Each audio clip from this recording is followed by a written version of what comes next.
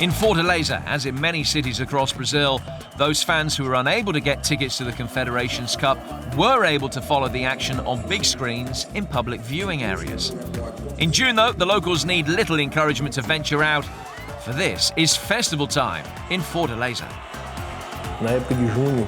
In June, after the dry season in the northeast of the country, the population here traditionally gives thanks for the rain and for the good harvests that come from the plantations. And they do so by paying homage to São João, San Pedro and Sant Antonio, by having a big party. Originally a pagan festival in medieval Portugal, these festivities had become religious in nature by the time the Portuguese colonizers had introduced them to Brazil. Over the centuries, the festival spread from farming communities to the big cities, and the music, called forró, apparently got its name from the visitors to Natal in the early 20th century. There was an American base nearby, and at São João time, the machixe trios, as they used to be called, consisting of a triangle player, the accordion player and a singer, they didn't understand why everyone was dancing. Because everyone was dancing, they used to say for all. For all turned into forró, and forró became for all, since everyone was involved in the dance. Now that city dwellers celebrate the June festivities along with farming communities, the Festas Juninas are just as big as the traditional carnival in February.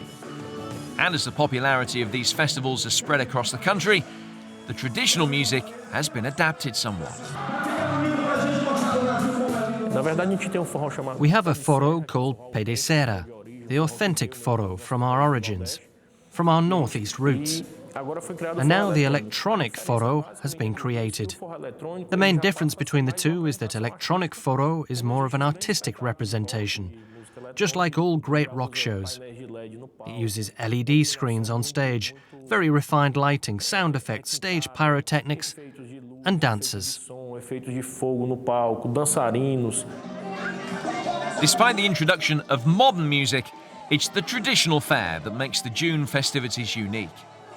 And across Brazil, children of all ages participate in what's become part of the national curriculum, as well as a public party. The presentation of a quadrilha junina, that's the dance performed during the São João season, is the wedding between a bride and a groom. As the priest is celebrating the ceremony, the quadrilhas add some funny scenes, like the city sheriff arriving with a gun, saying that his daughter is not allowed to get married. A story is told at that moment. But the story always ends well. The bride and groom get married. As is the case at Carnival in Brazil, there is fierce competition between the dance groups.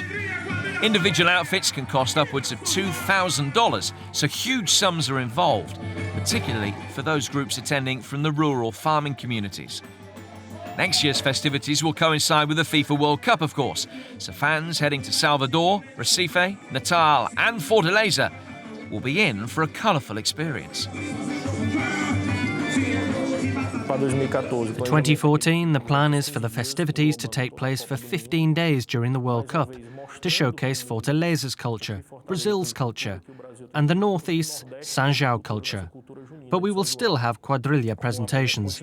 Next year, though, we want to put on an even bigger event, to make the most of the World Cup, to be able to demonstrate our culture to the whole world.